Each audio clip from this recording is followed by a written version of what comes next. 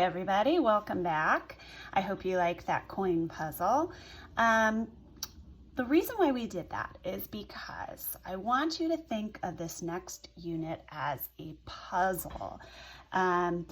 We are starting the topic trig identities, and it is my very most favorite thing in all of pre-calculus. In fact, I wish we were together doing this. I remember being in my pre-calc class my junior year and just absolutely loving every second of it. So we're going to take it back to this circle.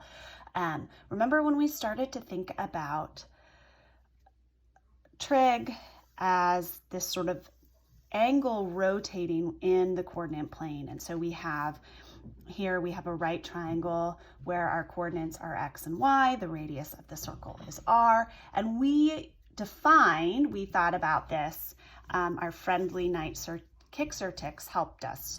Remember that the sine of theta was the opposite over the hypotenuse, or y over r. We said that the cosine of theta was the adjacent over the hypotenuse, x over r. And we said that the tangent of theta was the opposite over the adjacent, x over r. We're all good with that, so we remember all that.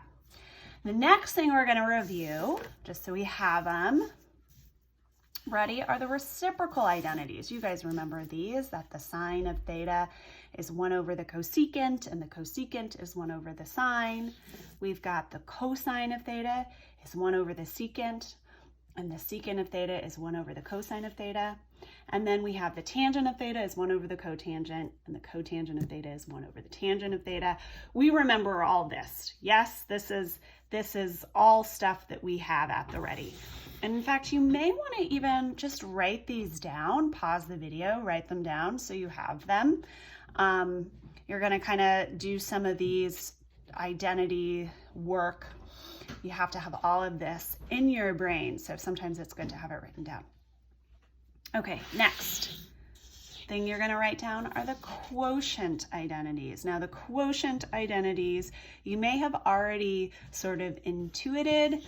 They're these, that the tangent of theta is the sine of theta over the cosine of theta, and the cotangent of theta is the cosine of theta over the sine of theta. Now, we're going to prove that in just a moment, but I want you to get those written down. Okay, so proof of the quotient identities. We're going to go back to our friends or kicks or ticks here. So the proof of the quotient identities work like this. You guys agree, this is what we're trying to prove here. You guys agree that the tangent of theta is tangent y over x. Yes? Yeah. All right. Now we're going to do sort of a crazy thing. We're going to multiply this tangent of theta by a carefully chosen 1.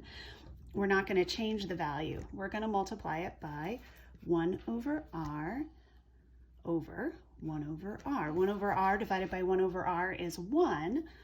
And you may see where I'm going with this, but when you multiply it, what you get is y over r over x over r.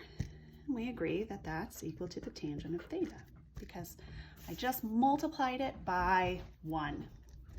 Now, we also remember from Sir Kicks or Ticks that y over r is equivalent to the sine